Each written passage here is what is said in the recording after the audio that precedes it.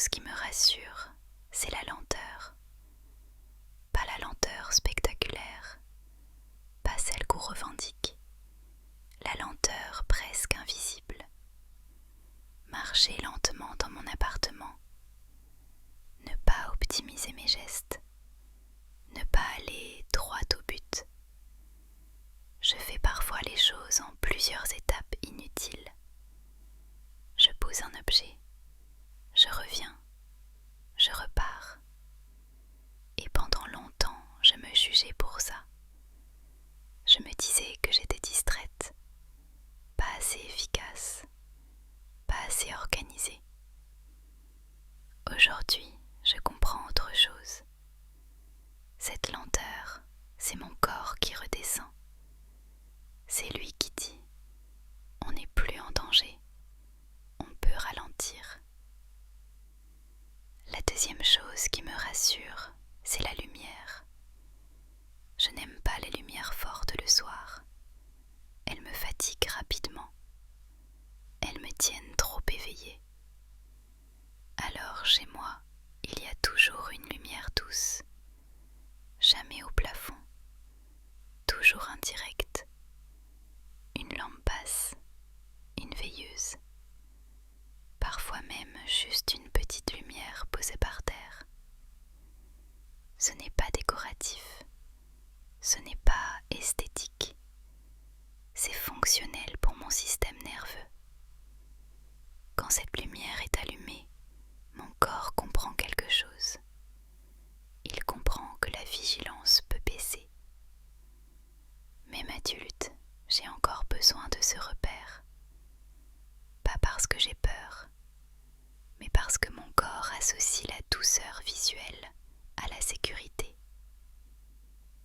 Il y a aussi le fait de me changer. Pas pour sortir, pas pour être présentable. Me mettre dans des vêtements que personne ne verra. Trop larges, trop doux, parfois un peu usés. Ces vêtements-là ont une fonction précise. Ils disent « Tu peux être là sans te tenir ». Ils n'exigent rien. Ils n'évaluent rien. Et quand je les enfile, je sens une frontière se poser entre l'extérieur et l'intérieur. Il y a aussi les objets, pas les objets utiles, les objets rassurants. Une tasse précise que j'utilise presque tous les soirs, pas parce qu'elle est jolie, mais parce que je l'avais à une période où j'en avais besoin. Un carnet, pas pour écrire bien, pas pour structurer, juste pour déposer. Parfois je n'écris qu'un mot, parfois une phrase bancale, parfois rien. Et ce carnet ne me demande jamais d'aller plus loin. Il accepte ce que je lui donne. Il y a aussi les peluches. Elles ne sont pas exposées. Elles ne sont pas mises en scène. Elles sont rangées, présentes, discrètes. Je ne les prends pas tous les jours, mais savoir qu'elles sont là me rassure. Comme si une partie de mon histoire restait intacte quelque part. Il y a aussi la répétition. Faire les mêmes choses dans le même ordre. Préparer une boisson chaude toujours de la même manière. Mettre la tasse au même endroit. Attendre quelques secondes avant de boire. Ces gestes peuvent sembler insignifiants, mais pour le corps, ils sont essentiels. Ils disent « Tout n'est pas imprévisible. Il y a encore du connu. » Il y a aussi le silence. Pas le silence vide, pas le silence pesant. Un silence habité. Un silence où je peux entendre ma respiration. Le bruit lointain de la ville. Le plancher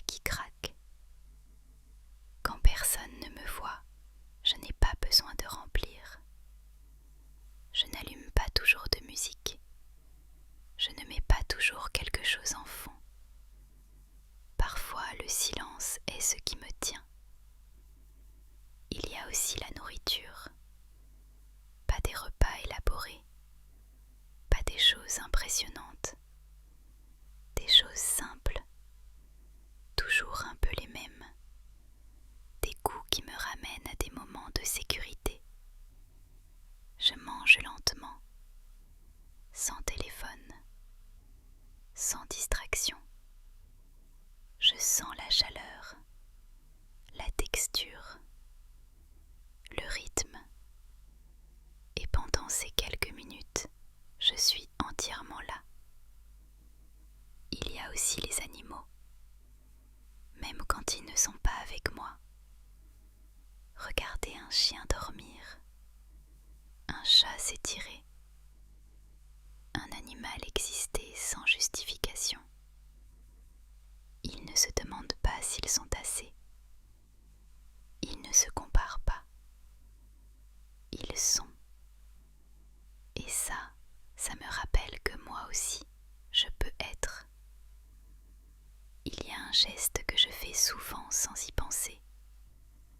Je pose une main sur ma poitrine ou sur mon ventre, pas pour respirer correctement, pas pour faire un exercice, juste pour sentir que je suis là.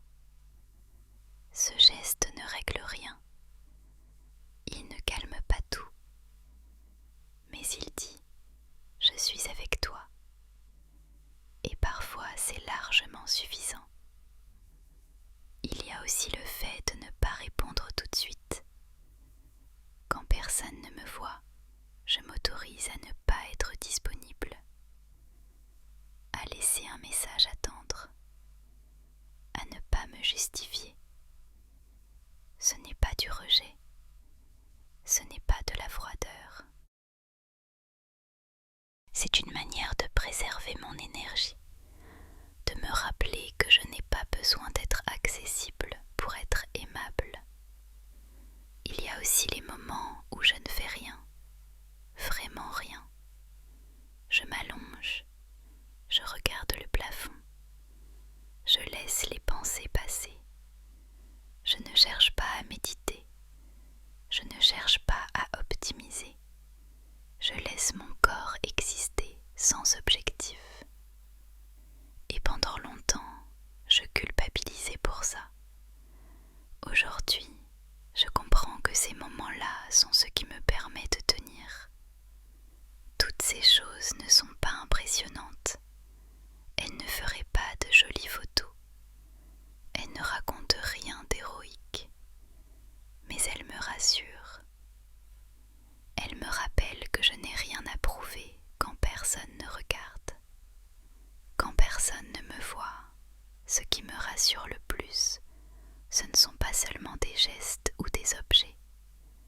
Ce sont des permissions. La permission de ne pas aller bien sans avoir à l'expliquer. La permission d'être flou. La permission de ne pas savoir. Quand personne ne me voit, je ne cherche pas à comprendre ce que je ressens. Je ne mets pas de mots précis. Je ne fais pas d'analyse. Je laisse les sensations être là, même quand elles sont inconfortables. Il y a des soirs où je me sens lourde sans raison claire. Pas triste exactement, pas angoissée non plus, juste chargée. Avant, je cherchais toujours une cause, quelque chose à corriger, un sens à trouver. Aujourd'hui, quand personne ne me voit, je ne cherche plus. Je me dis simplement « D'accord, c'est comme ça ce soir ». Et cette phrase-là me rassure plus que n'importe quelle explication. Quand personne ne me voit, je ne me parle pas comme à un problème. Je ne me dis pas qu'il faudrait être différente, plus motivée, plus stable, plus reconnaissante. Je me parle comme on parlerait à quelqu'un qu'on aime profondément et qu'on voit fatiguée, avec moins de mots, avec moins d'exigences. Parfois, je me répète intérieurement, tu peux te reposer maintenant, pas parce que j'ai mérité le repos, pas parce que j'ai assez fait, juste parce que je suis là. Il y a aussi quelque chose que je fais souvent quand personne ne me voit. Je ralentis volontairement des choses très simples. Je plie un vêtement plus lentement. Je range un objet sans me presser. Je lave une tasse en sentant l'eau. Ce ne sont pas des rituels bien-être. Ce sont des moments où je reviens dans mon corps. Quand le monde va vite, mon corps, lui, a besoin qu'on lui montre que rien n'est urgent. Quand personne ne me voit, je n'essaie pas d'être cohérente. Je peux changer d'avis, commencer quelque chose et m'arrêter au milieu. Je peux avoir envie de silence, puis de bruit, envie de solitude, puis de présence. Je ne me demande pas si ça a du sens. Je me laisse être mouvante. Et ça me rassure profondément de ne pas devoir me fixer. Il y a aussi les souvenirs, pas ceux que je raconte, pas ceux que je partage. Des souvenirs très simples, très précis. Une odeur, une couleur de fin d'après-midi, un bruit familier. Quand personne ne me voit, je les laisse revenir. Je ne les analyse pas. Je ne cherche pas à les comprendre. Je les laisse juste passer comme des visiteurs discrets. Ils me rappellent que je viens de quelque part, que je ne suis pas apparue d'un coup, que tout ce que je suis aujourd'hui s'est construit doucement. Et ça aussi, ça me rassure. Quand personne ne me voit, je n'essaie pas d'être forte. Je n'essaie pas d'être inspirante. Je n'essaie pas d'être stable. Je peux être fragile sans que ça devienne une identité. Je peux être fatiguée sans me dire que quelque chose ne va pas. Je peux être sensible sans me dire que je suis trop. Il y a aussi ce que je ne fais pas. Je ne consulte pas les avis. Je ne regarde pas les comparaisons. Je ne mesure rien. Je n'essaie pas de savoir si je vais dans le bon sens. Quand personne ne me voit, je n'ai pas besoin de validation. Et c'est très reposant. Il y a un moment précis de la soirée qui me rassure particulièrement. Juste avant de dormir, quand tout est éteint, quand les messages sont finis, quand il n'y a plus rien à attendre, c'est là que je me dis, rien ne m'est demandé maintenant, et mon corps se détend presque tout seul. Quand personne ne me voit, je ne fais pas de bilan. Je ne compte pas ce que j'ai bien fait ou mal fait. Je ne transforme pas la journée en leçon. Je la laisse être ce qu'elle a été. Incomplète, imparfaite, humaine. Il y a aussi la respiration. Pas une respiration contrôlée, pas une technique. Juste le fait de remarquer que je respire encore, que mon corps continue sans me demander mon avis. Et parfois, je pose une main sur moi et je me dis « Merci d'avoir tenu aujourd'hui ». Pas de manière dramatique, juste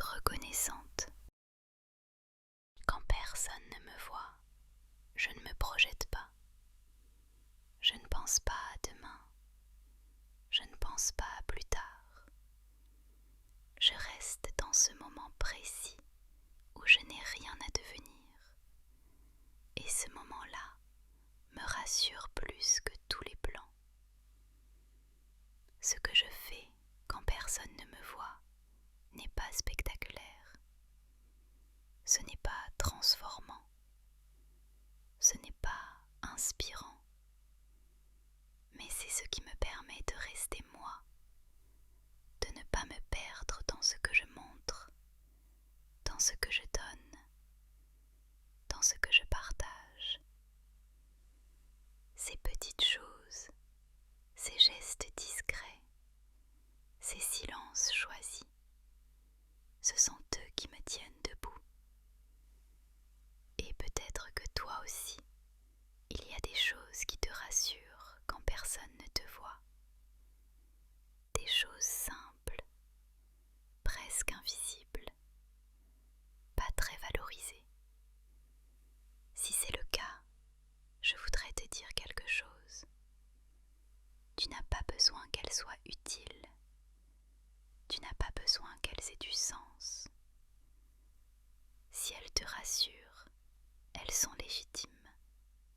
Ce que tu fais dans l'ombre pour te protéger compte autant que ce que tu montres au monde.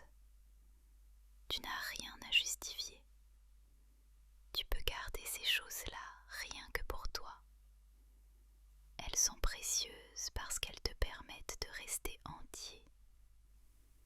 Je vais te laisser doucement maintenant. Tu peux rester encore un peu avec ces mots ou les laisser s'éloigner. Tu peux t'endormir ou simplement respirer. Tout est exactement à sa place.